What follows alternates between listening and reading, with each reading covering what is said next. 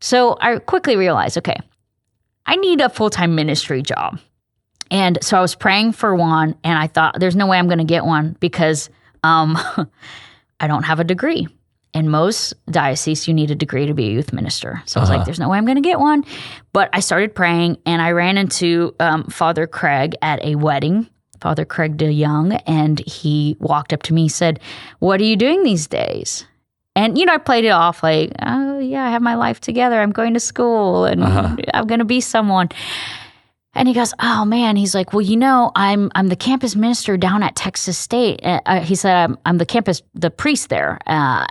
And he's like, I'm looking for a campus minister. And I remember, like, it was literally an answer to my prayers. But I was like, be cool. I was like, oh, yeah, wow. Okay, that's nice. Well, maybe I'll look at the application. Maybe I'll put one in. Like, I'm trying to play it off like, cool. Do you think he saw through that? Probably. Because in my head, I was like, but I didn't want to, like, be too crazy about it. Anyways, so he's like, okay, well, I'll send you an application. He took me down there for an interview, and it was a tough interview. I was interviewing for like 8 hours that day. It was crazy. He had me interview all the staff, the Focus missionaries, some of the students I met with. He then like grilled me in this interview of like asking me all these like questions like, okay, a kid comes up to you and they struggle with LGBT stuff. How do you handle it? Okay, a kid comes up to you, they're doing this. Like, what do you say? You're on the street, someone asks you who Jesus is. How do you respond? You have 1 minute or whatever. Like just wow, right? Just rapid fire questions and just for 8 hours. Yeah, wow. Yeah. But I had so much experience that not only could I tell him how I would handle it, but I could tell him how I've already handled it. Like, this is what I did in that situation. This is what I've done in that situation. Did your past come up during those interviews? Yeah, he knew a lot about it because he actually knew me he was at St. William's. I think at the same time Katie was there too. Man, we were crushing it over there. But because he's a great priest, so he actually knew her. But he knew, I think, enough of my story to know that like I had a rocky past. Maybe he didn't know all the details, but he was aware. And he said I answered all his questions and just like knocked it out of the park. He's like, I don't care that you don't have a degree. He's like, I want you down here. And man, campus ministry is where, had I not met my husband, I'd still be there. I was there 16 hours a day sometimes. I mean, and campus ministry is awesome because it's like there's no permission forms. Okay, you don't have to call parents. If people are like, hey, after the Bible study, which starts at 9 p.m., let's all go get pizza at 1 a.m. I mean, you roll with it, and it's incredible. But also what I liked about doing college ministry was for about 10 years now, I'd been doing youth ministry with high schoolers.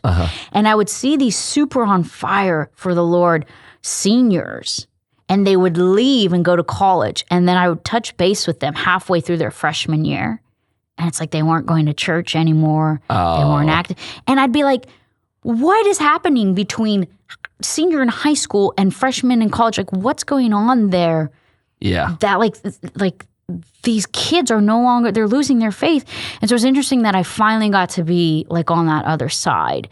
And I got to be there to really try to rope in those freshmen because I think statistically, I don't remember the exact numbers, but it's a very high percentage that if they don't get involved their freshman year, specifically the first week of their freshman year. Oh, really? Yes. And so we put a huge emphasis on that first week of like trying to get in as many freshmen, plugging them in, getting them plugged into a Bible study or into the community, letting them know we're there. Hey, we have a full kitchen here. You can use our kitchen. We have couches. You can take naps in between classes. Like just letting them know what was available to them. And then they would stick around. But yeah, if you don't get them that freshman year, it's not very likely that they'll come in the sophomore, junior, or senior, or even their senior year. But it was such a beautiful college ministry. Was awesome because you really got into like the nitty gritty, some of those deep questions. High schoolers grapple with stuff, but the stuff they grapple with is a little more not surface level or superficial, but it tends to be a little more like that. Like, oh, well, I like this guy, and I don't know, blah blah. Blah. Okay.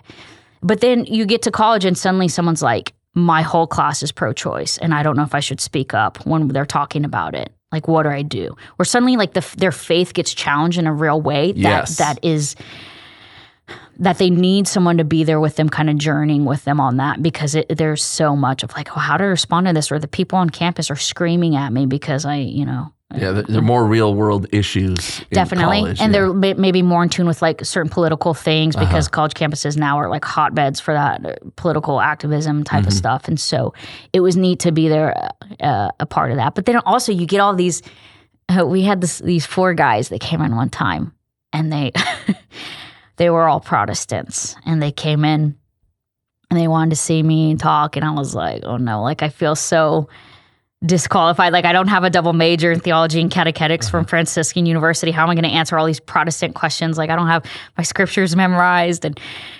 And they came in and they're like, well, we're here because we started a Bible study to prove how Catholicism is wrong. They're like, but we realize that we all want to come into the Catholic Church. And so I was like, oh, okay, like that I can help you with.